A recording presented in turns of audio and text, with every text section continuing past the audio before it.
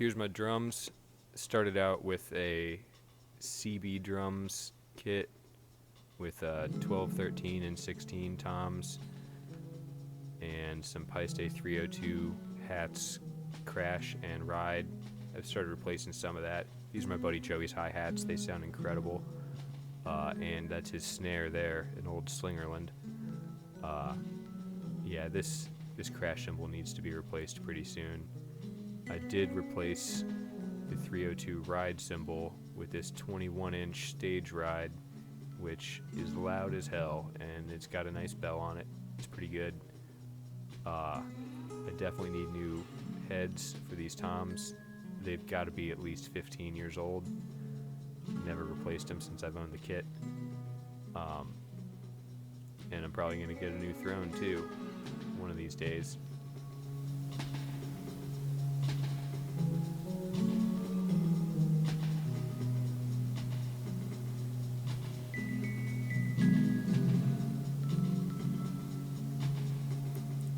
Here's the front of the kick drum. I probably negatively affected the sound by putting all these cats and stickers on it, but I couldn't not do it.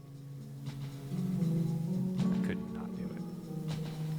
Yeah, it's a nice fucking kitty right there. Oh yeah. Oh shit. Double cat.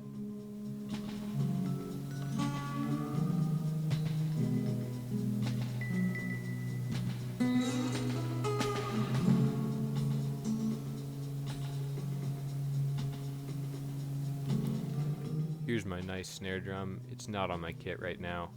I got this bad boy off Craigslist. It matches my kit really nicely. Sounds way better than the one I started with. Also, this Lazy Susan thing is really nice for changing drum heads on. And here's my buddy Joey's snare drum. I've been playing it recently. Look at that red sparkle finish. Made in Chicago.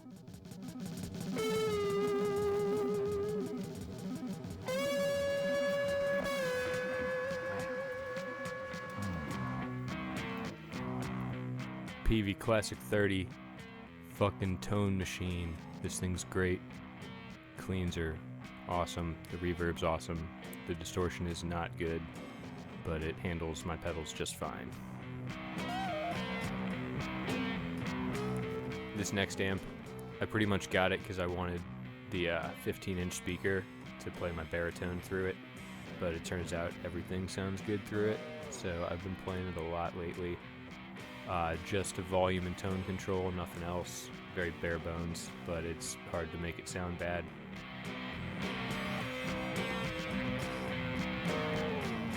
Here we got a Fender Princeton Chorus. I've heard the versions with the black knobs are better, but this thing was very cheap. It's got true stereo. I think it's two 25-watt amps, two 10-inch speakers.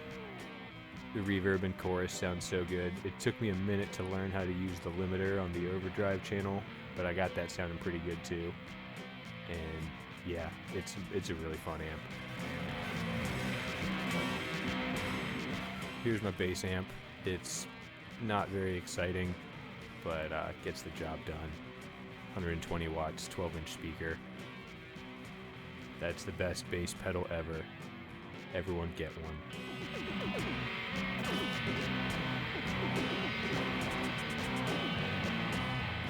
Alright, here's a little rundown of the pedals I'm currently running through the Univox amp. Guitar going into this Boss OS2. It's like the same as the DS1 and the OD3, but with a blend knob. Then I'm putting it in this cheap Joyo overdrive. Kind of sounds like a bad tube screamer. Then a cheap delay from Behringer, and then a digital reverb from TC Electronics, since there's no reverb on the amp. And yeah, it's pretty simple setup that lets me get a lot of sounds.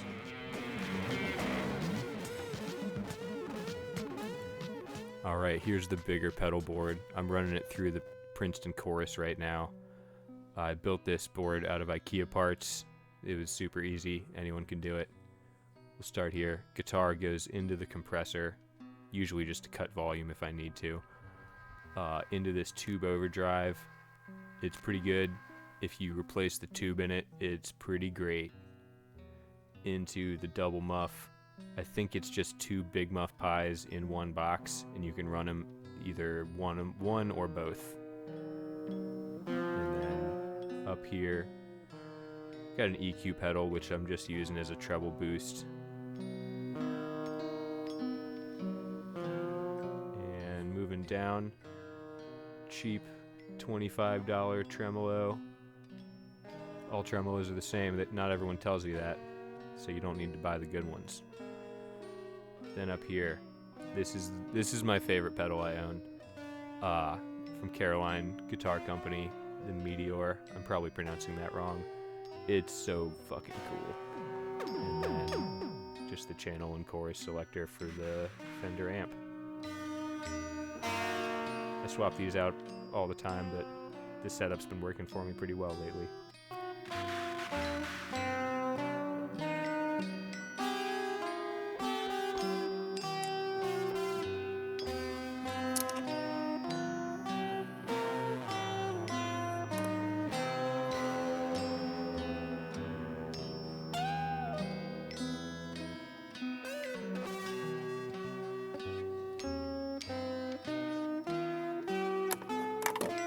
This pedal gets a special shout out. Love it. I used to use a Ditto. This thing is 10 times better. This here is my favorite drum machine, and y'all are about to hear why.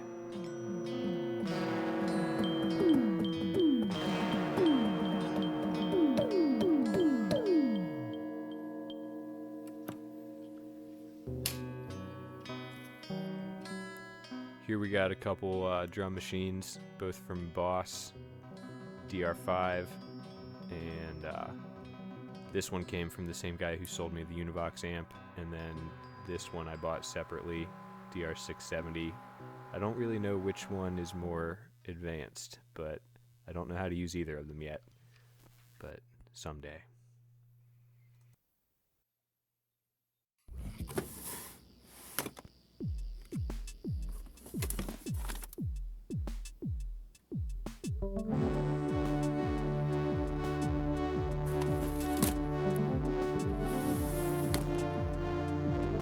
Here we got my rack equipment.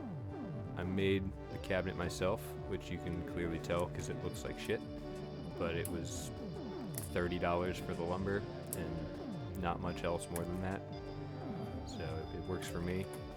Up top, boom, Tascam Porta Studio. My buddy Sam turned me on to the analog world. We've been recording some shit on tape. Oh yeah, look at that logo scroll. This thing's a lot of fun, and I have more inputs on here than I do on the interface, so it gives me a lot more options if I end up getting more drum mics or trying to record a whole band live. Moving down, we got the power conditioner, a bunch of outlets on the back too. Down here, 8-channel mixer. I pretty much got this because it has phantom power on it, which I don't think the Porta Studio has. And yeah, a lot of knobs. It looks cool. We've got tape and CD deck from Tascam. I pretty much got this so I could duplicate tapes off of the Porta Studio, and it came with a really weird tape in there when I bought it.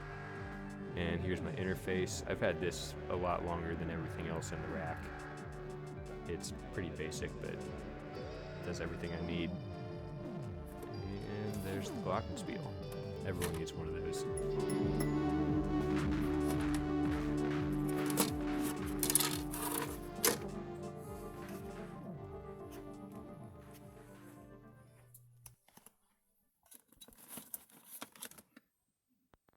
Behind the rubber. Behind the rubber. He's got to go behind. He did not go behind the rubber. He didn't listen to him. He did not. Oh, I ain't listening to him, Eddie. Here we got this keyboard. I've had it since as long as I can remember. I still don't know how to play it. Pretty much just use it as a very large drum machine. This thing fucking slaps. I'll learn how to play keyboard someday.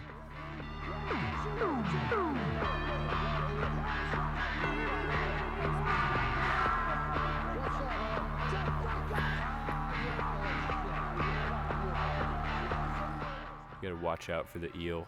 He'll get you when you're playing if you're not careful.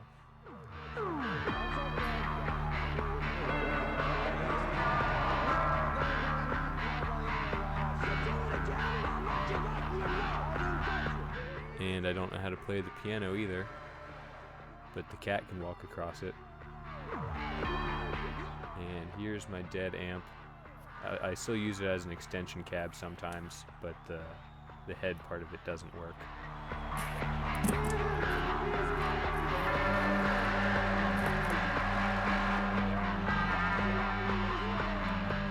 Here's the computer that I use to record. I've got the Behringer interface running into here. I used to use Audacity for my DAW. I've been trying to switch over to Cakewalk. It seems a little more professional. And, oh, hey Bartolo. I just got these monitors recently. The PreSonus Eris 3.5-inch model. Shout out to my buddy Cole for doing that sweet watercolor.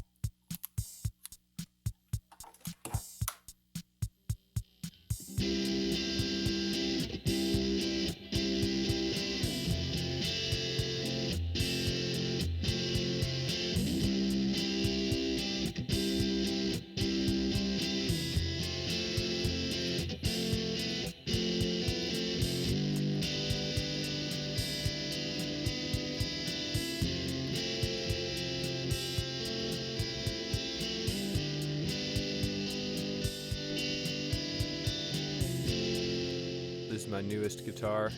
I hadn't really been playing much acoustic before I bought this, but definitely played a lot more ever since I did get this. Got it off Craigslist. Little known fact, I think 90% of people on the musical instrument section of Craigslist in any city, at least 90% of them are named Daryl. Even if they tell you another name, they're probably lying and their name is probably Daryl. Yeah, it's a nice guitar.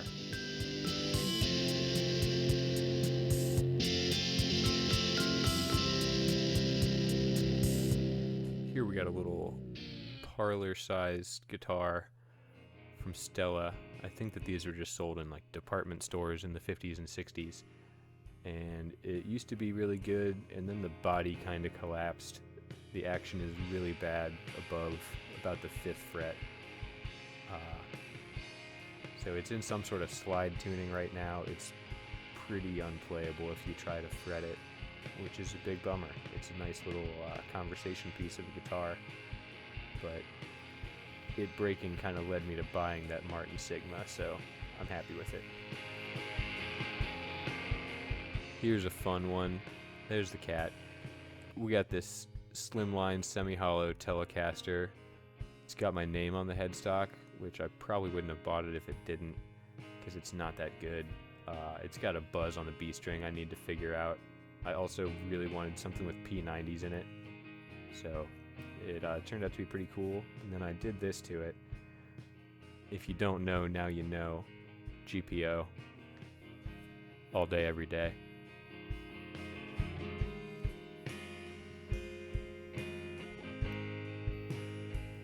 Here is my first guitar ever. It's a 2002 Affinity Strat. It doesn't get played much, but I don't think I could ever sell it. Got that sentimental factor going on. Although I did just restring it recently, and it plays really nice for an Indonesian-made guitar. You see here, this was the 20th anniversary of the Squire line.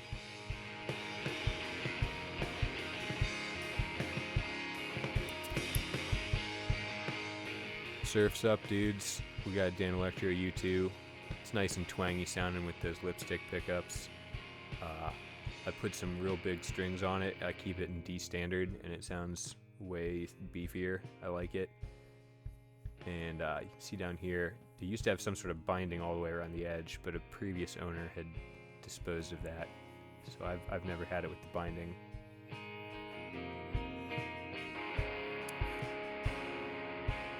This here is my favorite guitar. If the house was on fire, this is the one that's coming out with me. I got it in high school, and I had a lot of work done to it. Pretty soon after I got it, I swapped out all the pickups and a lot of the electronics. We got a DiMarzio Super Distortion in the bridge, Carvin AP11 single coils in the neck and middle, and coil tapped that humbucker with the volume knob, and then the chrome knobs. It's a stacked potentiometer, so that does neck tone and mid tone, and then what used to be mid tone now gives me bridge tone, which most Strats can't do bridge tone. Here's my bass, Mexican Jazz. I'm pretty sure it's all stock. Used to belong to my buddy Joey. I don't think he changed anything on it, but it sounds great. You wouldn't need to change anything on it. I used to have a 5-string Ibanez, but it looked like really dumb, and the active electronics were annoying. This thing just always works.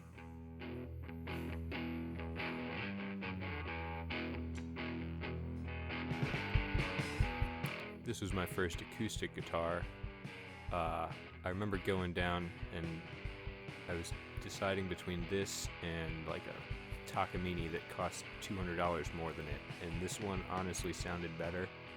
I upgraded these bridge pins to these gold ones to match the rest of the hardware. It's got some Fishman electronics on it, but I don't really use that part of it much. It sounds really good, just mic'd up. And I had some chips on it, like on the back and on the binding, so I got a really good deal on it.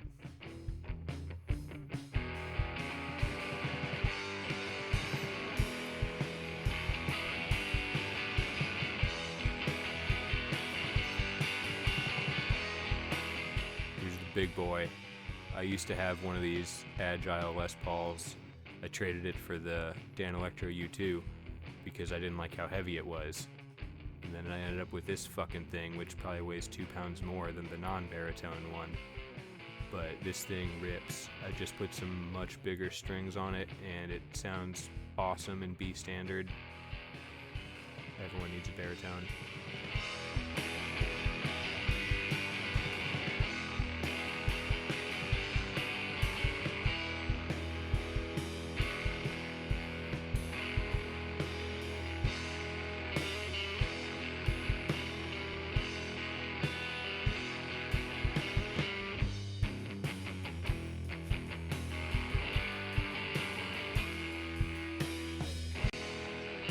Here's my dynamic mics, nothing too crazy here.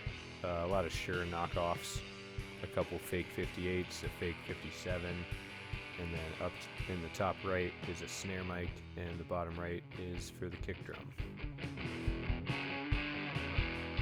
Here's my condenser mic. I just got this thing recently, MXL 770 in the midnight finish, which looks really nice. We got a 10 decibel pad on one side, and then there's a switch to roll off some of the low end over here. This thing's good. I wasn't sure if I wanted like a matched pair of pencil condensers or this as a room mic, but I really like this as a room mic so far.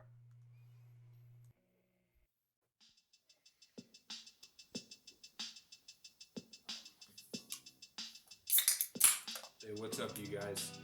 Thank you for watching my studio tour video.